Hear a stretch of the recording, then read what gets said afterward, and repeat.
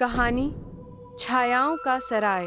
राजस्थान की एक पुरानी वीरान हाईवे पर एक सराय थी, छायाओं का सराय। कहते हैं यह सराय ब्रिटिश काल से बनी थी, जहां पहले यात्रियों को ठहरने की जगह मिलती थी। पर पिछले 40 सालों से वहां कोई नहीं ठहरता, क्योंकि जो भी वहां रुका वो कभी सुबह तक जिंदा नहीं मिला। घटना की शुरुआत रात के करीब 11 बजे एक ट्रक ड्राइवर बलराम सिंह अपनी ट्रक लेकर जोधपुर से जयपुर जा रहा था। अचानक उसकी ट्रक की हेडलाइट फेल हो गई और पास में वही पुरानी सराय नजर आई। उसने सोचा, चलो सुबह तक यहीं आराम कर लेता हूँ। अंदर उसने देखा टूटी कुर्सियाँ, दीवारों पर धूल और बीच में एक लालटेन जल रही थी। वो हैरान हुआ, यहाँ कोई है क्या? एक बूढ़ी औरत बाहर आई। उसका चेहरा झुर्रियों से भरा, लेकिन आंखें अजीब तरह से चमक रही थीं। वो बोली, बेटा थक गए हो?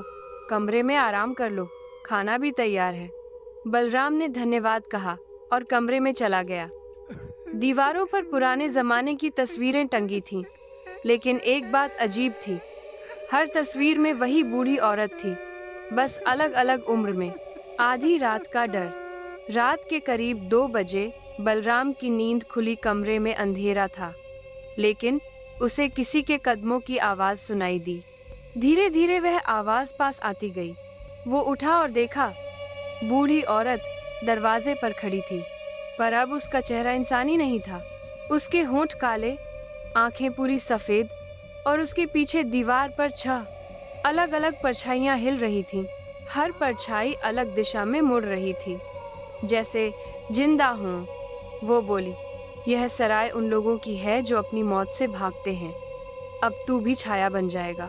बलराम चिल्लाया और दरवाजे की तरफ भागा, लेकिन दरवाजा खुला ही नहीं।